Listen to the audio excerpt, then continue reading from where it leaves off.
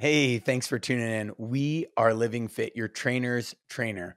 We not only have education courses for trainers to upgrade their game, but we have full-on follow-along programs, workouts, exercise breakdowns, nutrition plans, and fitness equipment for you to reach your fitness goals. Now, enjoy the show.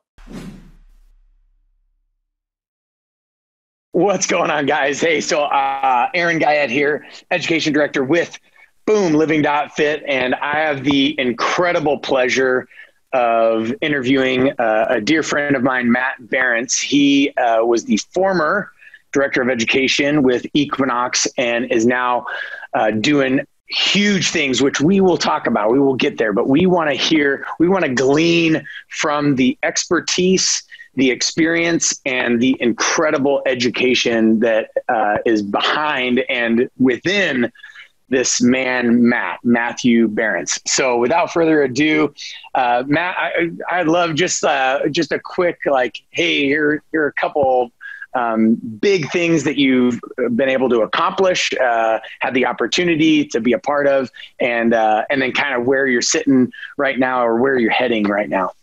Sure.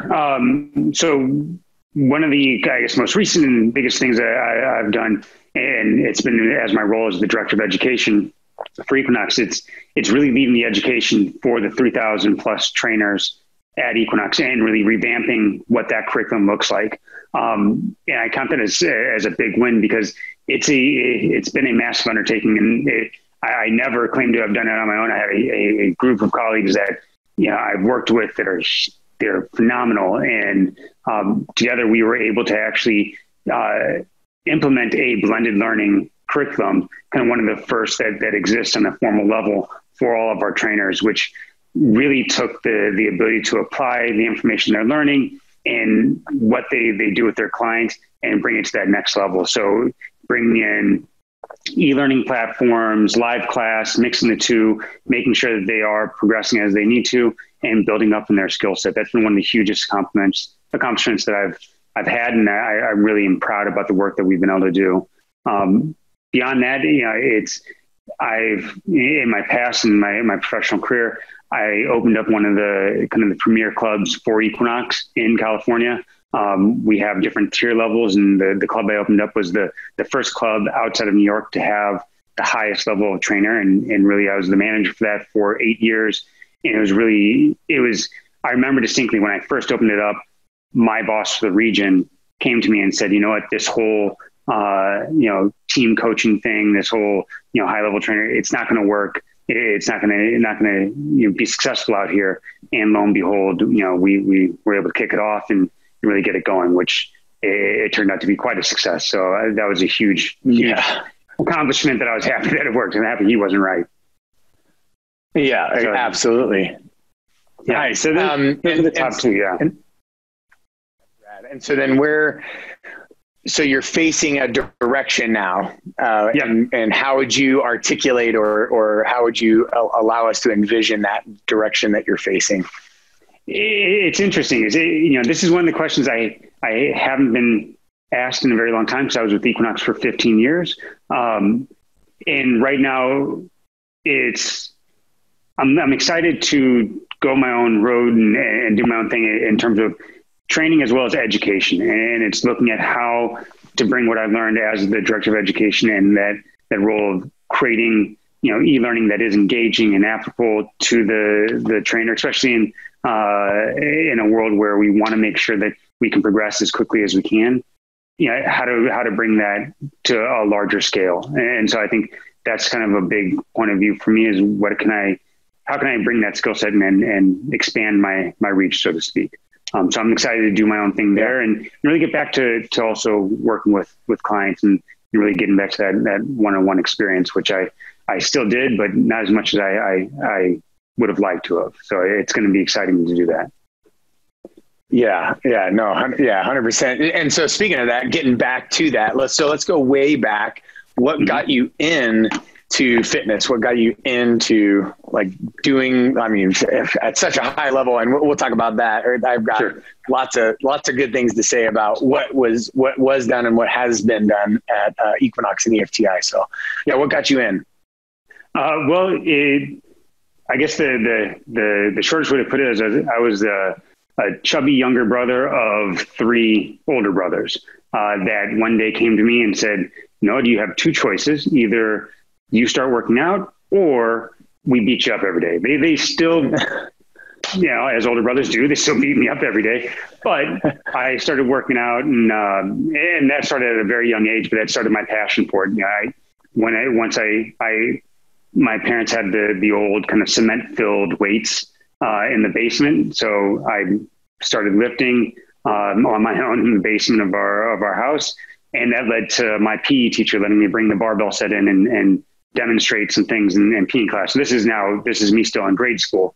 And then me spending all of my time in the weight room in high school and kind of just organically helping people and trying to share whatever I have. Because the kind of the teacher that was in there that, was just make sure that we didn't get hurt or mess around too much, wasn't doing anything. So I tried to help out, and that just, it sparks my passion for this is what I wanted to do. And so that's ultimately what I went to university for.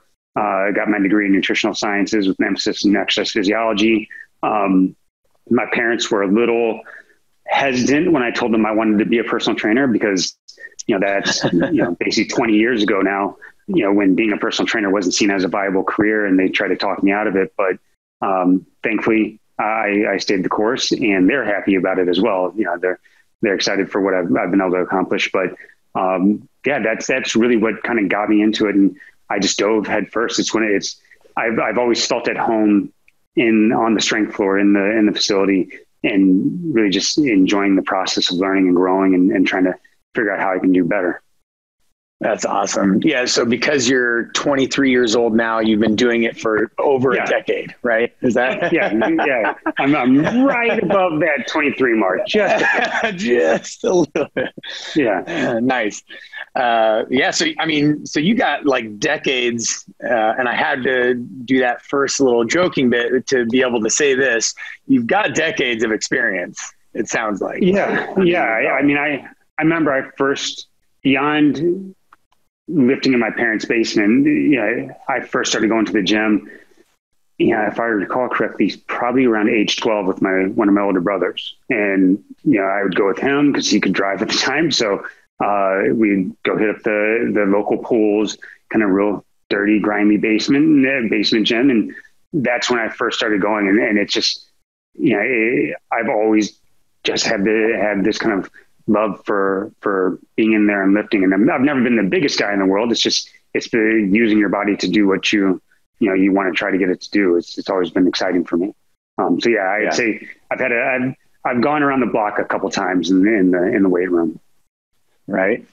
Yeah. That's awesome. That's cool. I mean, yeah. So it's funny, like, that's where I think story parallels your story, where it's like started young and kind of had opportunity to be able to just, people ask you like, hey, how do I do this? Oh, because I see that you're there every day or whatever, and then it's funny how that turns into, I'm going to be a trainer. And then you take some more risks maybe. And so that's what I want to know is like, so you end up opening up an Equinox, which is pretty incredible. Like if you're, and I don't want to say just the trainer to make it sound, but like you're not a general manager, you're not a, whatever else. So the fact that you're a trainer and you're opening up, a gym, and then you're saying, hey, we've never done this before, but let's do, let's get double down on, private training and group training and things like that. So what triggered that? How did that happen? Shake the right hands, kiss the right baby. Yeah. There's a bit of, whenever I kind of reflect back on how it happened, there's a bit of the mix of hard work and luck. I'm originally from St. Louis, Missouri, and that's where I started my training career. And I worked at a couple of facilities out there. But especially 20 years ago, St. Louis wasn't exactly the mecca of the fitness industry. And I had an older brother that was, you'll notice a common thing. My older brothers constantly pop up. I had an older brother living out here in Los Angeles, and he convinced me to move out here. He knew what I was trying to accomplish. So, LA was never a city I really was anxious to go to. I'm not big on like the Hollywood scene. And in my mind, my kind of St. Louis mind is like, oh man, everything's, movie stars, which is the antithesis of what I look for. But I moved out here and basically went around to 10 facilities, dropped off my resume, and Equinox was the first club to call me back. And so I started working at our Santa Monica club as a trainer. And I just, I've worked from a really young age, be it selling, pretzels on the street corner, doing a paper route, cutting grass. And so I dove headfirst into working here, and I spent 12 hours, 15 hours a day in the strength floor and in the gym, building my business. And, I was passionate about learning, passionate about diving into the education, and really just devoted all my time to what I could do to build my craft and my client base. And that led to, while I was still at that club, leading some education there. And, it's a kind of a running joke where I led workshops to, 200 plus people, but I'm a constant introvert. I don't like talking a ton. I tend to be the person that sits in the back and is quiet. And to help me get out of my shell, my managers at that club challenged me to lead small, like 20-minute workshops once a month. And so I'd prepare for that. And that's got me into the education side. And I, work with newer trainers to help mentor them. And as that grew and developed, and we were getting ready to open up for Equinox, the original Century City, it's kind of closed and reopened over the years. The original Century City Club, we were going to be opening the first, it's now referred to as Tier X, but back then it was Tier 4, which is basically the highest level of trainer we have within Equinox. Opened up the first facility that had that level of trainer outside of New York. And so I was tapped to be the manager to help open up the club. And we kind of dove head first into figuring out how do we make this a success out here in California. And I had a phenomenal team that I worked with. So again, it's, I was able to get to accomplish what I accomplished, do what I do because of the people I was able to work with. I had a tremendous amount of people that themselves were awesome professionals. They knew how to get things done.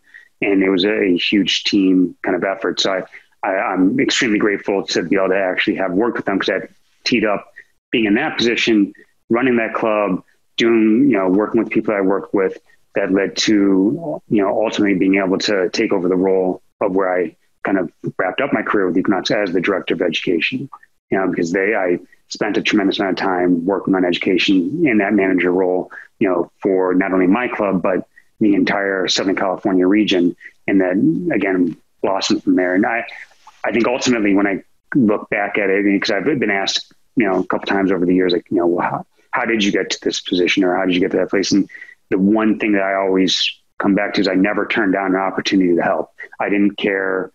I was never interested in what was in it for me. Like I didn't care if I was getting paid for it. I didn't care if I got recognition. It's just, if somebody needed something and they came to me to ask and I could be of help, I'm in. Just let me know what you need. And I'd put in the effort, put in the work, do what needed to be done. And ultimately, by just focusing on helping and really what I could do to be of service to somebody else, that led to them kind of wanting to help me out. And that got me to the positions I was in. That's so reminiscent of, have you ever read the book, The Go-Giver? I have not, no. Okay. So we did a podcast interview with Luca Hocevar, who's up in Seattle. And I don't know if you've heard of the name, but he's around. Yeah. He's around in the fitness industry, right? Yes, I've heard of his name. Yeah.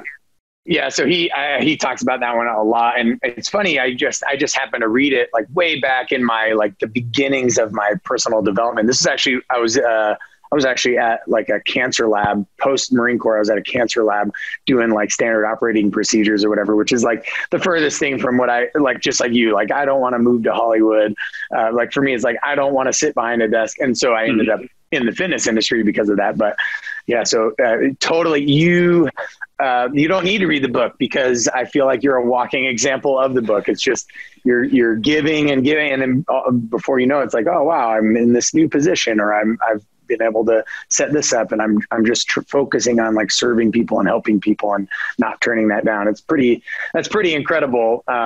Just that, like for your story, but then I'm thinking like, Equinox wide, and I've taught now at tons of boutique gyms. I've been to every chain gym that exists, like literally. I think the only one that I haven't stepped foot inside yet is Planet Fitness. And I'm not going to say good or bad or whatever, but I just but I've been to every single chain gym, like all, and I can say without even hesitating that Equinox trainers are the highest educated trainers. And the crazy part in that is like, even the highest educated trainers, right, still have gaps, right, in their education. They still need more education, which I think you and I can see that, where it's like, hey, I'm a lifelong learner. I'm always a white belt because I know there's always something that I don't know, right? I know enough to know that there's a whole bunch more that I don't know.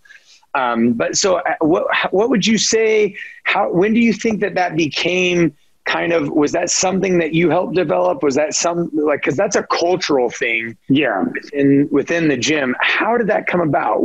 Cause you're basically the director of that, right? For so many years. So I wish I could take credit on that, but EFTI, the department, our education department, that began in '93 in the initial phases of it. And, it's a 25 plus year growth of, building that educational culture. I had the honor of taking it over from my predecessor, who did a phenomenal job. Her name's Geraldine Cooper-Smith. She did an awesome job building that culture herself. And I was able to kind of step in where she left off and take it that next step, and working with my colleague in New York, Beth, to really kind of amplify it as best we can. So, I try not. I tend to be more self-deprecating than always hesitant to take credit for things. So the credit I will take is, I believe I helped in building that culture of education by continuing to bring opportunities for learning and new ways of learning to our trainers. And, that's in the area of, like I mentioned before, that how we revamp the curriculum and bringing in the blended learning, where there's more that online and live component. Then also continuing the search to bring in professionals like yourself, that, having the opportunity to bring you into our clubs to work with our trainers. Honestly, that's what makes our trainers the best they can be, because they get out of their workshop with you, and now they're able to turn around and apply that information to their clients. And I think by bringing in education that sparks their interest, because there's 1,000 different avenues you can go down in the fitness industry. You can be a kettlebell guy. You can go purely barbell, body weight. Doesn't matter what you want to go down. There's a way for us to support them. And I think we did a great job of continuing to evolve our offerings for the trainers to really find that passion, find what sparks their interest. This isn't it. Something will come down the road that'll get them engaged. Yeah, no, 100%. And so so I'll say a little bit of something and then ask the question. But so for me, like, I totally, vibe with that hard work, but then also luck, right? So like you and I met more happenstance, but basically what I had, which was the hard work of research and discovering and observing and understanding the nuances and the science behind, the wave and how that is paralleling, mechanical physics, wave physics, and, and then now we can start programming. So now if you can program, now that can fit into the Equinox, style of methodology of programming and whatnot. And so, obviously we were able to have a conversation meeting at another certification where you and I were both learning. We were just the white belts at the time, learning. I think it was the Steel Club, right? Is that correct? Yeah. Yeah. And so then it was basically a shoe-in, because every single gym has ropes, but you guys don't, and you guys pride yourself on education, but you don't have education. So boom, let's see what this looks like, kind of a thing. So what would be the kind of the normal, because that was abnormal. I think that was kind of one of those luck happenstance type situations. What would be more of the norm? Like, do you have people that are seeking educators? Are educators coming to you and trying to win the contracts, or like, how does that process work, or how did it work? It's a mix of everything, essentially. One of the things I always try to do myself, and it was selfishly for me to continually learn and grow and develop. So I tried to be engaged with as much that was happening in the industry, as much offerings that were out there. So I would go out and explore and see what was out there, because I would use it as an opportunity to learn, but also see, okay, I switched to having the filter of, okay, this is interesting. Now, is this something that can easily be translated to our trainers, regardless of their experience level? Or is this directly applicable to what our members need and what our clients need? So I would do that. So through my own personal exploration, but we also have a team of 120 plus master instructors, and a bunch of trainers and coaches throughout the company that I know personally and trust, that would say, hey, I attended this, or I have this contact there, and they would give me their objective feedback. Everybody knew that if you were going to bring an idea to me, I was always going to ask you, well, how does this apply to what we do and with our clients? Is this, interesting to the trainer, but not to the, applicable to the client? Or is this something that really can have that broad impact? And so I'd go through the process of vetting them in that way. And then finally, we'd have people just reaching out to us. It was one of the value and benefits of being with Equinox, is that people did want to work with our trainers, and they wanted to come in and be in the clubs. And so we'd have people approaching us to say, hey, this is my offering, or this is what I can do. And I'd just go through the process of trying to understand what it is, if it's not something I was familiar with, or, what the value would be to our trainers. Because that's always what it ultimately boils down to, is like, after the experience, what is our trainer going to be able to do? How can they apply what you're going to teach? Because we didn't want somebody just coming in and showing like, hey, look how smart I am. It's how smart can you make our trainers? How good can you make our trainers? They're the most important person in the room. So that's it's kind of going through those different filters, but we get them from all different angles. And I try to figure out who, what, when, where, anything I can get I thought would be good. That's awesome. Yeah. It's funny how that, so I would say that Equinox was the highest educated chain gym, but even I would go so far as to say, one of the top educated gyms, period. And that's talking to like boutique gyms, like for instance, Ranfone Training Systems, which is clear in Connecticut. And I know, Mike Ranfone avidly seeks out the smartest people, possible, that can bring practically applicable information to his staff, right? And brings them in or whatever. So that's, and I would say the only, the rivaling gyms to Equinox would only be the boutique type gyms, like the Ranfone Training Systems, or, my former gym that I owned in Orange County, right? It's like, because that was part of our ethos, that was part of our culture. So the fact that it's a chain gym, for me, that's what always boggled my mind. I'm like, yeah, I could see how a boutique gym could do it, because that owner can single-handedly write it into, tattoo it on the skin of the facility, if you will, right? Or into the trainers. And it's like, this is what you step into if you don't want to be a part of this, kick rocks, these we want the smartest, most experienced, best trainers, in this area or whatever. That's, to me, to do it at scale is that's just something that I've always it's struck me as like pretty incredible. And so, the fact that you were the director of that, to me, it's like, okay, man, we gotta mine for more nuggets from Matt Berenc, because clearly you did an incredible job, when you were doing that. So, and I know one of the things, and this is a perfect segue into it, is creating an optimal learning environment, right? Because that's something that you don't think about. It's like, I'll say this, you do it, okay, and we're done. Well, it's not really that. Like, yes, that is part of what's happening, but it's not. We can get more nuanced. We can dive a little. We can set ourselves up for success, which is, Carrie and I, my wife and I, we always say that to each other, like, oh, I'm trying to set you up for success, or vice versa. So how do you set trainers? How do you set clients up for success? How do you set them up for optimal results by setting up optimal learning environments? What are some of the keys there? So the first thing, and this has anchors in kind of the world of learning and development. That was one of the benefits of being in the director of education role. I stepped from being a trainer and a coach to somebody that was really trying to own, how do we drive education? How do we drive people to be able to retain information and gain knowledge. So one of the first things that you have to do is really having your own coaching mindset on lock. And the one of the cornerstones of that is having absolute faith and trust that the learner can learn.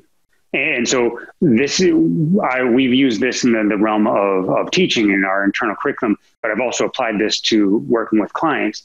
It's really that, unconditional, positive regard that, okay, they will learn this subject matter, or they will learn this lift, or they, whatever the case may be. It's really having that absolute confidence that it can get done. So once you have that in place, once you really firmly are confident and really trusting it, it's not to say that it'll be easy. It's not to say that they'll get it that day, but they will. From there, you go into really, how do you craft the environment to really support that learning experience? And there's a model that we've always anchored to. It's called the SCARF model. And each letter of the word kind of stands for a different aspect of engaging with either the learner or the client that you want to take into account. So for instance, and it's one of the most important things, status is the first piece of it. So focusing on your learner status or your client status means you're acknowledging their prior experiences or their talents or what they're bringing to the table, regardless of where it comes from. So if it's a client, they may be a novice to the strength floor, but if they're working with you and they're professional in their own right, you have to acknowledge that status as a professional in their own industry. So that may be, they're an awesome scheduler, or they're an awesome, multitasker in their business, or whatever the case may be. But you acknowledge their status and you elevate them, because oftentimes as trainers, we have a tendency to really break out the big words and try to impress. But sometimes that can almost, I don't want to say talk down to the client, but it can make them feel a little less than. And so that's something that we always wanted to make sure we're accounting for.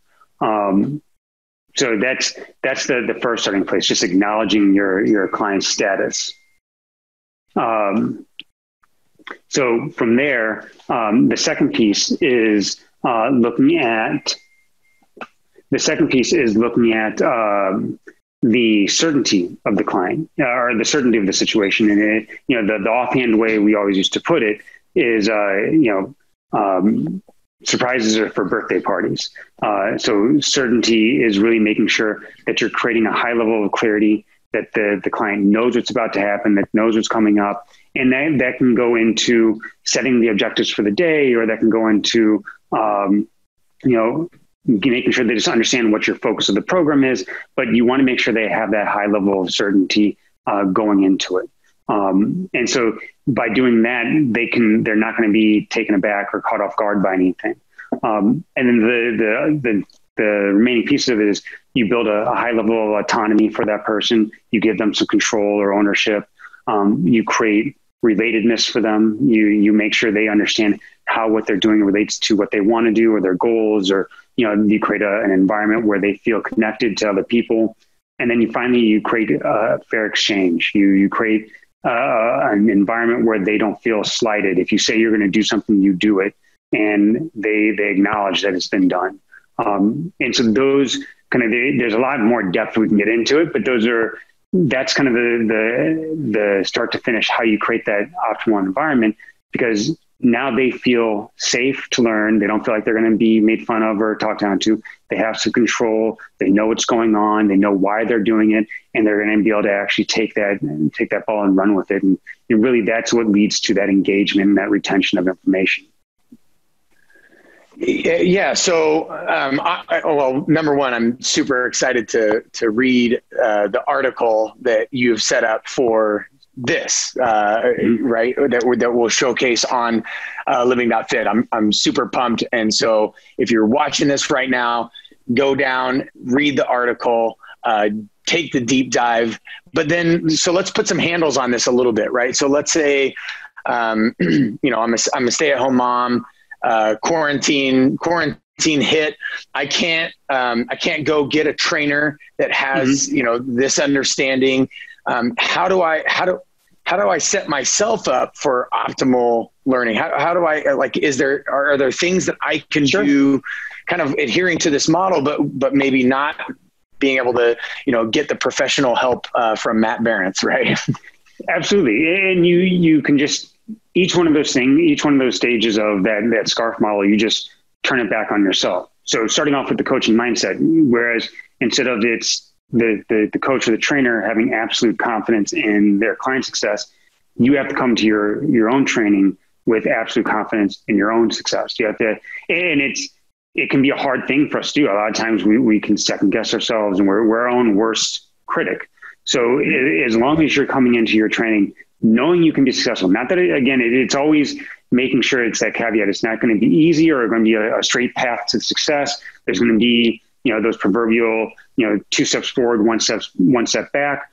But as long as you ultimately can be successful, that's your starting point. So you have that right mindset in place. And then from there, you can go down each letter of that SCARF model and, just do a little awareness and self-reflection on yourself. So, for your own status, you may think, oh, I don't know anything about training, but what do you know? Where are your strengths? What are your superpowers? How can you leverage those to reach your goal? If you want to, acknowledge certainty, what do you plan to do? Map it out. Take that time so where you're not showing up like, okay, so what's going to happen? Sit down and think, okay, this is what I want to work out. So I'm going to do it on this day or at this time. I got this length. They map out, create your own certainty. You will, because you're doing it on your own, you're going to have all the autonomy in the world to do it. And now in that respect, just give yourself a curated amount of choice. I think that's one of the challenges when it comes to something like autonomy is once you're out there, and you have the kind of the whole world at your disposal, then it's paralyzed by choice. It becomes an issue. Now you don't make a step because there's so many different options you can go with. Here, now you want to take a step back and say, okay, well, what are the 3 things I can choose from? And let's pick that path. And so you go through each stage and you pick those, you do that self-reflection. So the 3 things are you can train with Matt, you can train with Aaron, or you can train on living.fit. Those are your 3 choices, okay? If you're watching this. Yeah. Right? That's a nice curated option. There you go. Yeah. Okay. Yeah. So sorry, I interrupted and you were, but this is great. I mean, it's perfect. Like that's super, like awesome handles, because I guarantee that there's people that, they're training in their garage and they're like, either paralysis by analysis, like way too much stuff that they're, I'm going to do 1,000 burpees and then I'm going to do this and then I'm going to not eat meat and then I'm going to eat only meat and then, right. It's like too much. Yeah, exactly. Yeah. It's just have that confidence. I said the last piece then, once you've, decided what you're going to do, once you waded through that autonomy and then picked your path, the final piece is stick to that path. Don't jump around. It's allowing yourself and allowing what you've chosen to do the time to work.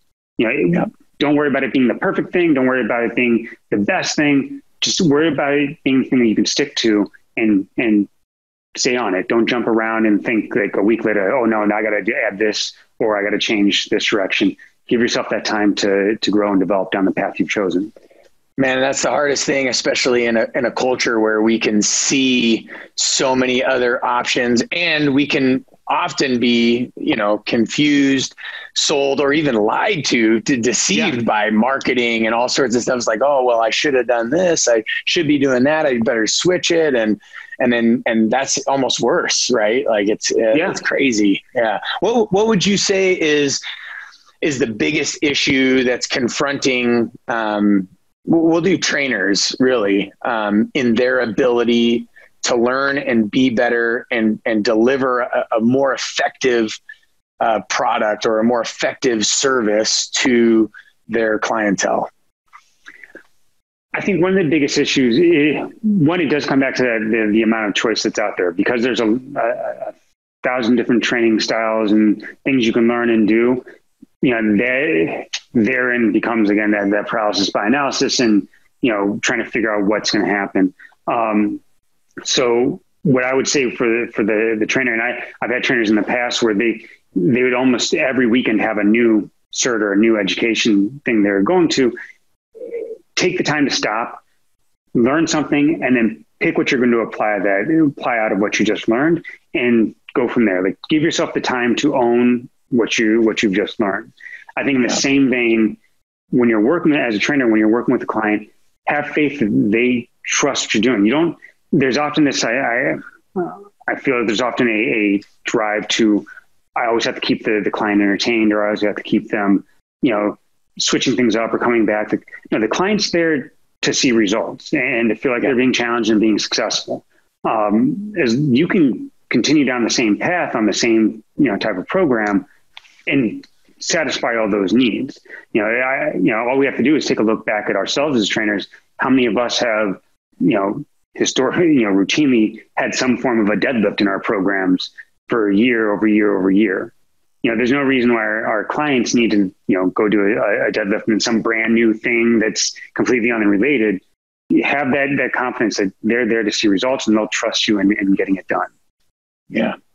Yeah. We're going to do deadlifts, and then we're going to do backflips, and then we're going to do trampoline jumping, and then we're right, just all over the map. Yeah. It's so funny. Like all of this stuff, it speaks to me, and it's because these are like timeless, like universal truths, right? But that's my favorite kind of knowledge to learn, is the knowledge that you feel like you should have already known, because it's so simple and so bright and so like palpable and understandable. It's like, man, I feel like I should have known this.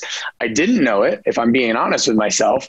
And it's great to hear it, because then that means I can start applying it and really start making changes. Right. And this is, changes that trainers can make, but then, the beauty for me of teaching is, it has this like rippling effect. Like we don't even know where some of these ripples are going to end up. But that doesn't mean, that doesn't make it any less awe-inspiring or any less incredible. And that was something that I realized that was kind of my groove that I got into in coaching, when I felt like, this is me coaching at my highest level. It was, coaching as a teacher, right? And some people coach a little bit different or whatever. And I'm not trying to say there's one way to do it, but when I started realizing that, hey, all of these people are coming here to get results, and I can give them results and teach them some really cool stuff to allow them to learn how to fish themselves, rather than just catch fish from me all day long, right? Or get fish from me all day long. And I swear it was like, it opened the floodgates, because I was being, authentic to myself, authentic in front of my clients, and then giving them a really good experience, even if, like you said, they were doing some of the same things over and over and over again. They weren't, they were coming because they were getting results, and they loved that opportunity to learn more stuff. So it's pretty incredible. You call it out there, which is another piece of what we would teach, and trying to get people to learn how to work with clients and work in the kind of the education world, is that idea of authenticity, of knowing who you are, knowing what your strengths are and what your weaknesses are, and leveraging those strengths and really owning that authentic kind of persona that you have.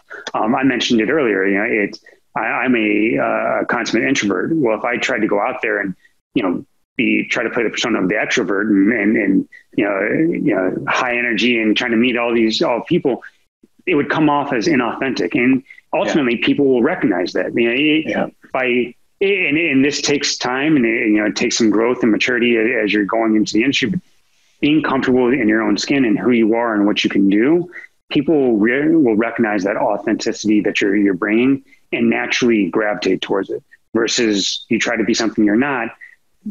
There's always going to be something, whether you can verbalize it or consciously know what it is, that's just going to be off a bit. It's just not going to be quite right. And the client's going to know it. Well, and not to mention how exhausted you'll probably be, because you're being somebody that you're not. It's you have to even more exhausting. Exactly. Yeah. No, 100%. Yeah. I love that. Okay. So, man, I feel like we've traveled a really long way and gotten a little bit of I don't know, it's not secret sauce because it's not a secret, but got a little bit of the secret sauce from, what made EFTI so incredible. And then what makes you such a powerhouse of, because you're your trainer, your coach, your manager, you're all these things. And, most people think, I got to be an extrovert. I got to, do this and be super high energy. But you were able to be yourself, be authentic, and deliver on all of those things, like really incredible. So we ask this question to everybody. This is usually like the last question that we ask, and it's what is Living Fit to you? And obviously it's important because that's what we decided that our name would be. But what is really cool is now that we've got a bunch of these that we've done and published and sent out, is the nuance just so incredible. So I'm not trying to like set high expectations for you or anything like that, but I want to know, especially knowing now what we know about you and your experience, your education, all that stuff. What do you consider Living Fit? What is Living Fit to you? To me, Living Fit, it means touching on all the different aspects of what being fit is, and kind of breaking it out. It's the physical, it's the mental, it's the emotional, it's the psychological. It's really spending time to own and really work on each aspect of your life. And so the physical piece is, being able to use my body to do what I want to do. Like I'm not the biggest guy in the world. I'm not the strongest guy in the world. I just want to always be able to do whatever I want to be able to do and enjoy moving my body. And that's a big aspect of it. And, in my role as the director of education, I had the opportunity to travel around to a lot of clubs. And so I spent a lot of time in airports, and I got a really kind of eye-opening experience of how much, some people have lost access just to the natural ability to move. And that's something that I early on decided, like, that's not the path I want to go down. So, on the first kind of pillar of it, Living Fit is it's being able to actually, use my body to the greatest extent and to do what I need to be able to do. Beyond that, it's being fit for my family. It's being fit for the people that are in my life that I love and that I'm here to support. I have 2 small children, which that brings back to the kind of the physical aspect of it, chasing them around and being on the ground and being able to having the energy for them, but also having the patience to be with them. And, my 2-year-old he's really trying that patience muscle. But, it's really having, using all my resources to ensure that I'm bettering myself for them, for my wife, for my brothers, for my parents, anybody that's in my life. And then psychologically and educationally, how am I developing myself, personally? Am I reading enough? Am I taking time to just reflect and see how I'm doing, check in with myself? It's kind of that web of all the things that make you. It's not ignoring any of those aspects of it. And it's not just the physicality of it, but it's all the other things that underlie that. To me, that's what, trying to optimize each of those. And there are times where it's going to ebb and flow, certain things are going to have to give and take, but that's what Living Fit to me means. It's really consciously acknowledging all those different facets of your life. Yeah. Oh, that's awesome. What are some of the newer or cooler things that you're traveling down, learning or experiencing mentally or psychologically or physically or, anything newer or cooler?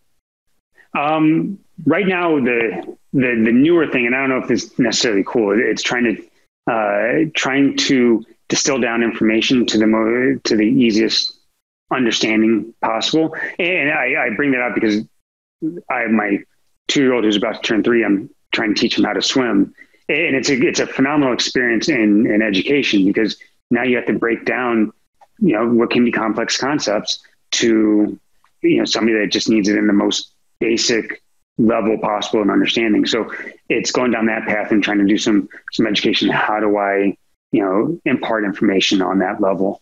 Beyond that, I'm kind of revisiting the coaching mindset, really ultimately when it comes to, working with clients or working with anybody, and this expands beyond the training world, but to your life, how we communicate, how we coach, how we connect is always going to be the linchpin for success. You can write it's often said you can write the perfect program, but if somebody doesn't know why or doesn't actually do it, the success rate is relatively low. And so I always try to take time to revisit that coaching mindset of, okay, how do I connect with the person? How do I take an extra step to, really make sure I'm communicating appropriately. I'm acknowledging their side of things. I can make sure that I'm, owning kind of that relationship, so to speak. So I'd say that'd be the other kind of real avenue to go down. And, it's really owning those principles of what we do as fitness professionals. It's, kind of figuring out different ways to learn and grow in those different arenas. Yeah, no, that's incredible. And it just goes to show that you, like me, are also a nerd. Yes, I own that title. In the best way. Yes, exactly. The cool part about swimming, which is I think you'll experience, it's the same with like reading. It's swimming and reading, like the human doesn't have to be in those environments. They don't have to be in those atmospheres, right? Like we could be the defiant 2-year-old or 3-year-old that's like, no, I'm not going to get in the water, or, and you can force them in, but that doesn't necessarily mean that they're going to be ready to learn at that point. Right. And same with reading. It's like, you could put a book in front of them, but that doesn't necessarily. So yeah, truly distilling it down and truly putting it in ways where, you want to experience this thing that is learning. Like what a cool thing. Whereas, walking and crawling and those types of things, it's like, well, we are in this gravity, we can't escape from it. So we've got to learn how, if I want to get from here to there, I have to learn. Right. The crazy part is it's the similar learning process. It's just one you're forced to do. And the other is like, you have to choose to do it. Just really interesting, really like pretty cool. So yeah, that's awesome that it's swimming with your young one. That's really rad.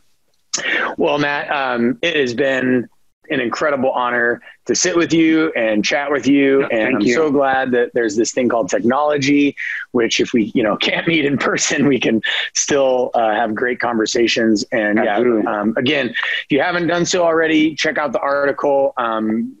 Whether you're never going to have a trainer or you want to be the best trainer in the entire world, you're going to need to understand how to make an optimal environment, how to create an optimal environment for driving those results. So again, thank you so much, Matt. I really appreciate you taking the time.